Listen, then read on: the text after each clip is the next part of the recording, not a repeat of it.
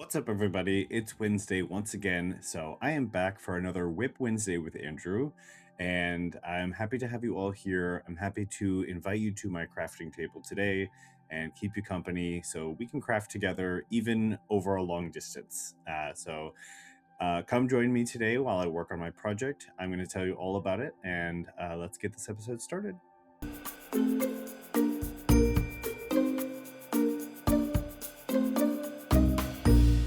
Alrighty, so if you've been following along, you know that I'm working on this single malt sweater by Max the Knitter. If you're really following along, then you have probably already seen my update video talking about this sweater. And you already know that I'm not really feeling this transition into the stripes. It's just not doing it for me. And so today I'm going to be frogging all of this all the way back up to this bumpy yarn, and honestly even like a little bit further into the bumpy yarn, I think, because I think I just made it too far down. I think I needed to stop a little bit further up and then make the transition into the smooth. So I'm not actually going to be knitting today. I'm going to be just frogging this the entire time. So I'm going to be working on this and talking about frogging. You know, when I first started knitting, I never wanted to like get rid of anything that I made. I never wanted to like rip back. I hated making mistakes because I was just like, trying to be more of like a product knitter. And if you're a product knitter, then like all that really matters is getting to the end, getting a final product, that kind of thing. And I didn't, it felt like it would be like such a waste of time to rip back and start over. And I was like, oh well, like this is good enough, things are good enough. And I don't want to start over and have all my time wasted.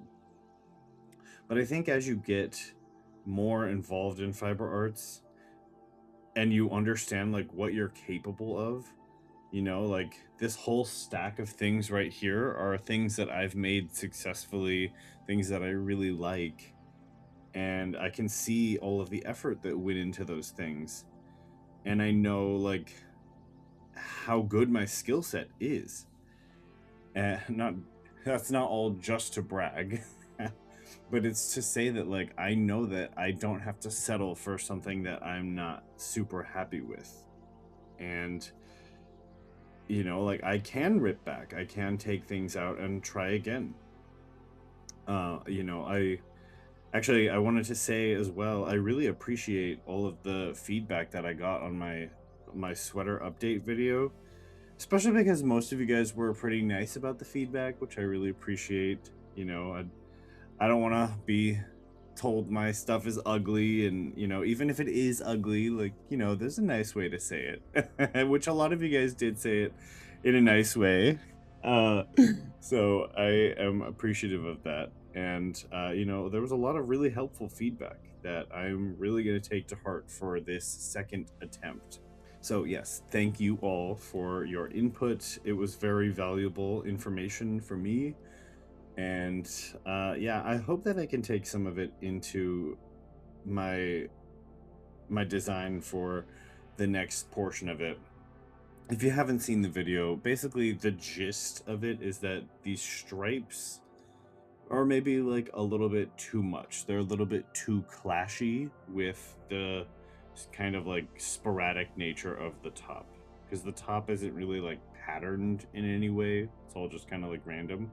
But then you get into the stripes and it's just like severely pattern striped, and so yeah, I just didn't anticipate this looking striped. If it didn't look so striped, and if it had a little bit more positive ease, then I feel like it would have been okay. I still don't know if I would have been totally happy with it though. But anyway, as like an experienced fiber artist, I finally understand the value of frogging, and I mean, as annoying as it is kind of like a necessity sometimes.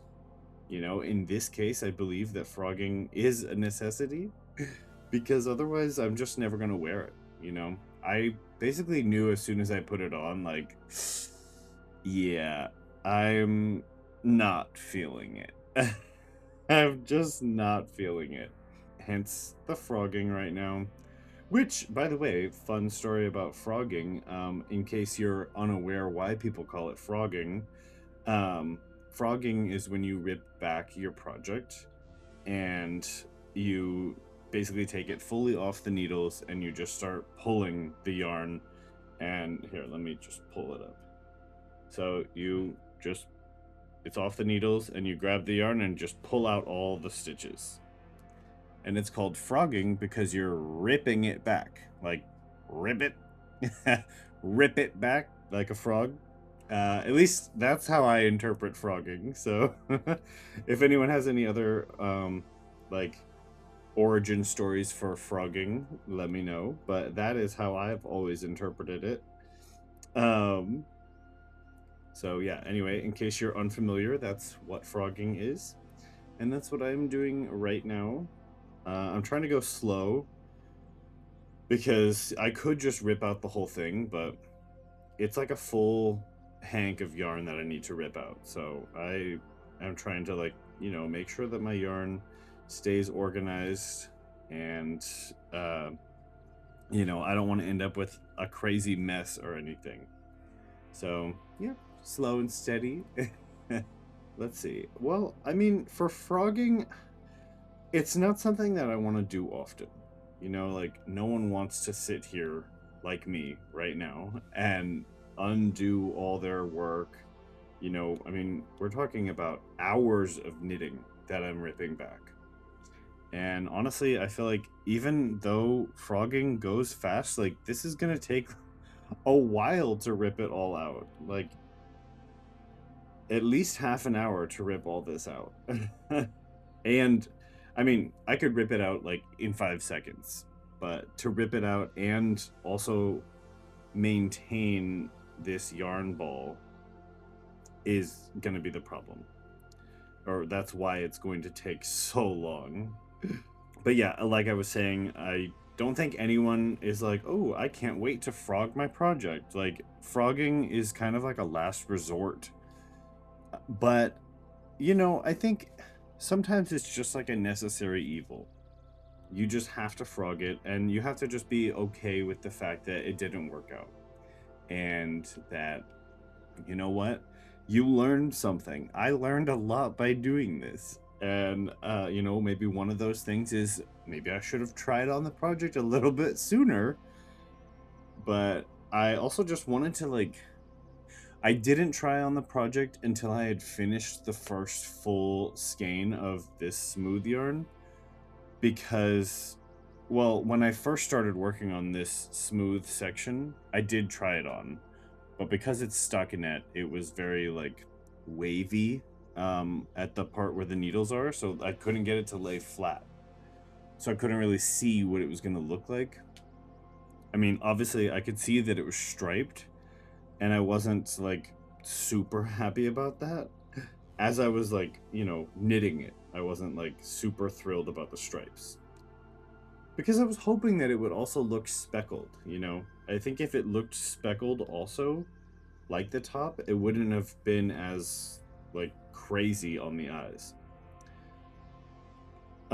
So anyway, when I first tried it on, I couldn't really get a sense of how it was going to fit on my body. And so then I was like, you know what? I'm just going to knit for a long time. And then, like, once I finish this skein, I will go back and I'll try that on. But I guess, you know, one of the lessons I learned is that maybe I should have just tried it on a little bit sooner so that I didn't have to frog back as much. But you know what? Here we are. I think another lesson learned from frogging is that it's okay, you know, it is not the end of the world. And I also really like when you frog that the yarn is like kind of like ramen noodles. because it's you know, from when you actually knit it, it kind of holds its shape there a little bit. So that is always kind of fun for me. Especially like I'm not doing this time because it's so much to frog, but you know, if you don't have that much to frog and you're not making a ball and you just like pull all of it out at once and it makes like a little pile of noodles, like something about that is like a little bit magical to me. Like I just love seeing that like pile of noodle yarn. uh, so yeah. I also kind of really enjoy making yarn balls like this. Like, I don't know, it's kind of cute also. Like, you know, it's kind of fun to I feel like this is more like what people think about when they think of like a ball of yarn. They think of like something like this. Even though I feel like most of the time our yarn is not in this kind of shape. It's usually like in a cake or a hank or, you know, something that, you know, only knitters and crocheters are really aware of. And most of the population is just like, oh, like a ball of yarn like this, like a cat would bat this around, you know? So I don't know. Anyway, there's some fun things about frogging. I mean, one thing I'm not looking forward to is picking up the stitches because that is going to be first of all, I'll be back in the bumpy yarn, which is kind of hard to read sometimes. So that's going to be annoying. I was so excited to be done with the bumpy yarn. Like, okay, as fun as it is, and like, I love the texture, and I know a lot of you guys have been saying you really like the texture as well. Trust me, I do also. I really like it. But it's just a bit of a pain to work with. You know, it's just like for some reason the bumps on the yarn, like the boucle nature of it, is just like it catches a little bit more on the needle somehow, if that makes sense. Like it's a little bit harder to push around the interchangeables, and I don't know, the smooth yarn just really glides. And so I've been really enjoying working with the smooth yarn, which is why I made so much progress that I'm currently ripping out. But yeah, you know, like I said, necessary evil. It's got to be done. Um, and especially, you know, it for me making these videos and this content and everything, like, kind of has to be done in a timely manner. You know, like I gotta frog and get back to it just because, you know, I want to provide another update, but I gotta have made progress to give an update.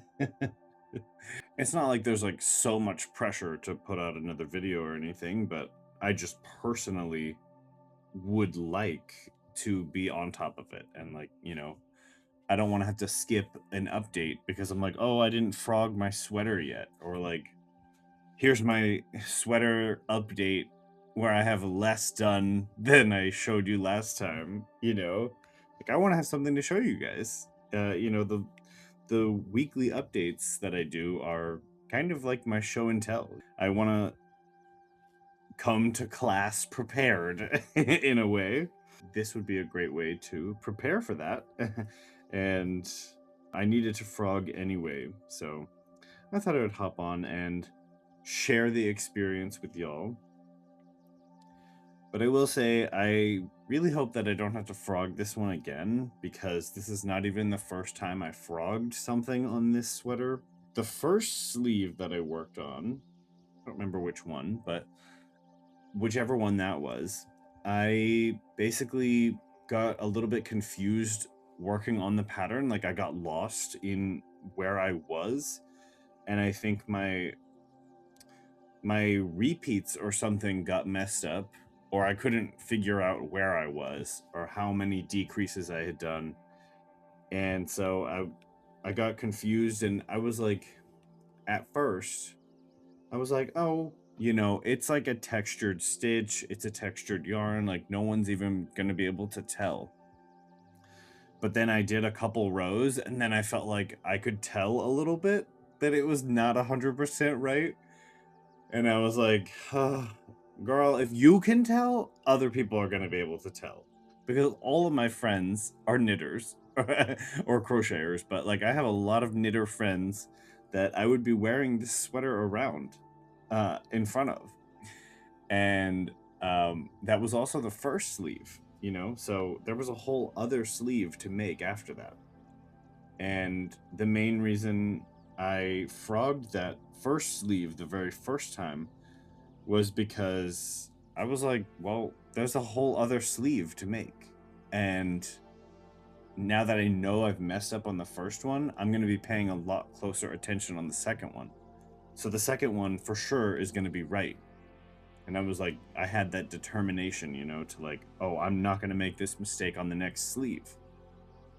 But when I really thought about it, I was like, oh, but then that sleeve is going to be fine and perfect, and the sleeve you're working on now is going to be off. And even if it looks fine right now, maybe it won't look fine when I compare it to the good sleeve, you know, the sleeve I'm going to pay attention to, the second one.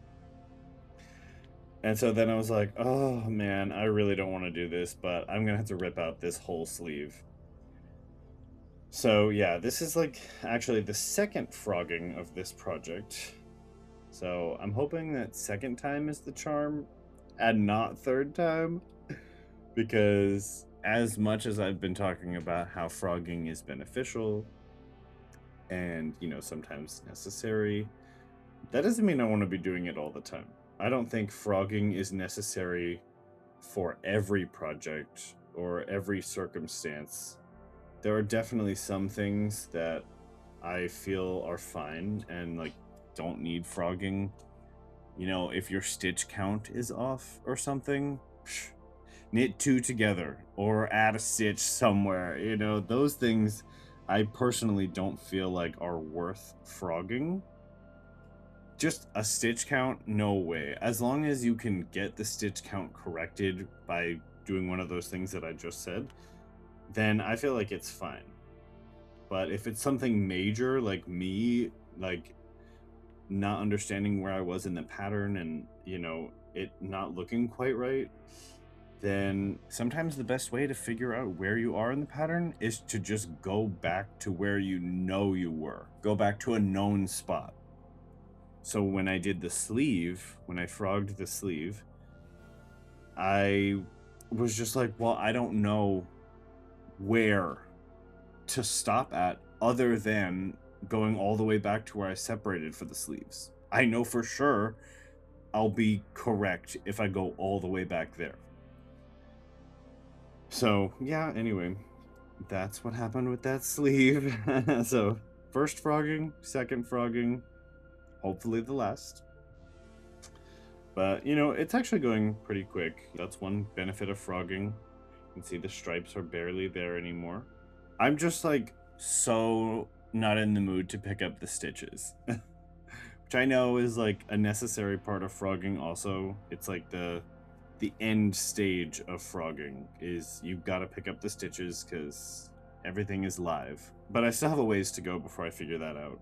Actually, I should probably, once I finish this video, I think I'm going to try it on again and try and get a better sense of where this should stop. Where the bumpy yarn should stop.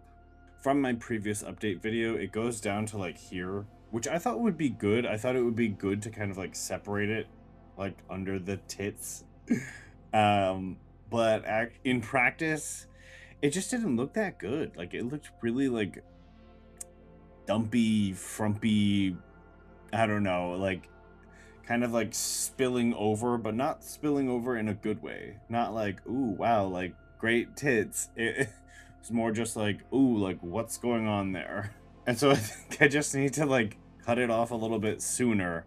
A lot of you guys suggested that for the next go around, I skip the stockinette stitch, which it's one thing that it was like, I want to try it. You know, we've got textured yarn and a textured stitch. Why not go with a smooth stitch for this smooth yarn? So it's just one of those things that just sounds good on paper, but just doesn't look good in practice.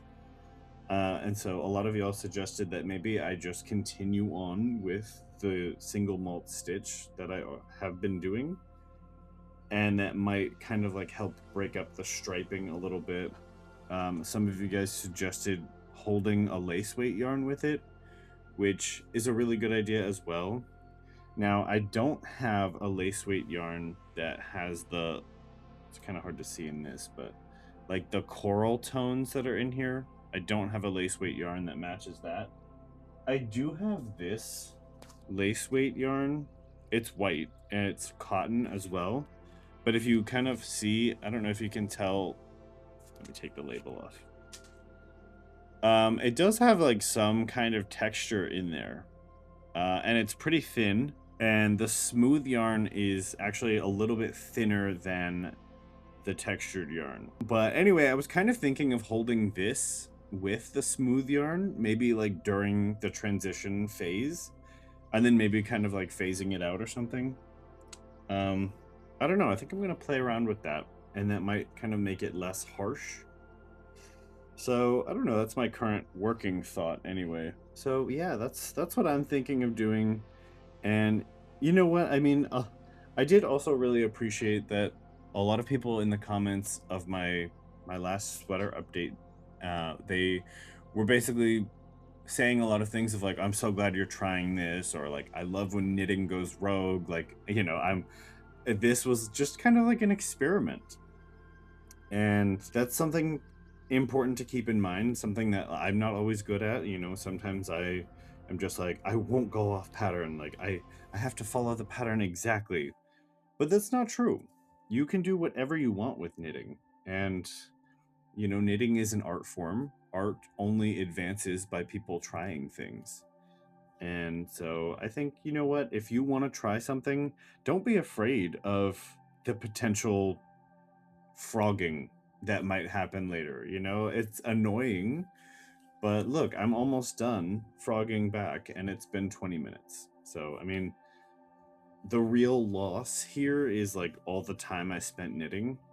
But I mean, I still have the project, it's not going anywhere. I can pick back up and start fresh with a new idea, like I just showed you that white yarn. Or like the textured stitch, I can continue that. Like I do think that's a really good idea. And hey, I mean, this was an experiment, right? So what if it worked? Like it could have looked really good. It didn't, but it could have. And I never would have known that had I not tried. I think you shouldn't be afraid to try something for the fear that it's not going to look good. And like, oh no, I might have to frog it. Well, I mean, okay, so I lost a week of progress on this sweater, but I mean, that's 1 week. You know, I would rather frog it and try to fix it to be something that I like, so that I don't get to the end of this project and say, man, I hate this sweater. I'm never going to wear it. You know, like I have so many other projects like that, that now that it's finished, I never wear it because I just like I didn't like how it fit, but I didn't do anything while I was working on the project to fix that. And so now I ended up with a project that I don't wear. It's just sitting there. I don't have the heart to throw it away because I made it and it's special, you know, but I I also don't wear it because I don't like how it fits, or I don't like this, or I don't like that. And I could have easily fixed those things while I was making it. I didn't want to like sink all the time that I had worked on that project by starting over. But I don't know. I think like you definitely learn the value of starting over with knitting, and I yeah I I'm sure some of you guys can relate to that. Starting over is it's good, and you know it gets your mind thinking of new things, like I did with the new strand that I might incorporate, the textured stitch, and um, you know, it helps build community too. Because look, I reached out to y'all, and you gave me so many new cool ideas that I'm gonna try. But there you go. There is all of the frogged yarn. Here is the sweater once again, back to just like this shrug level. So yeah, I think I just need to basically rip back. Mm, probably. I mean, honestly, probably up to here, or I don't know, maybe even more. I don't know if I can rip back. I'll probably rip back as far as I can, honestly, just so that this is like a little bit skinnier. I think that'll make it look a lot better. And yeah, I guess I'll continue the rest of the frogging off camera because, well, now we're into the bumpy yarn and it's a lot harder. And I also am going to need to pick up stitches, which I for sure cannot do while I'm talking to y'all. So, anyway, thanks for following me on this frogging journey. A bit of a different Whip Wednesday for you, but it's still a whip, so it still counts. So anyway, thanks for joining me, and let me know your experience with frogging. Is it something that you do often? Hopefully not. But you know, are you afraid to frog, or are you a big fan of frogging like I am? And anyway, let me know your experience in the comments, and let me know if you have any thoughts on the sweater, because I'm always taking suggestions and advice on this sweater. So thanks for stopping by. Thanks for all your input and feedback. It really means a lot, and I really appreciate it so much. So hope you guys have a great week. I will see you next Wednesday.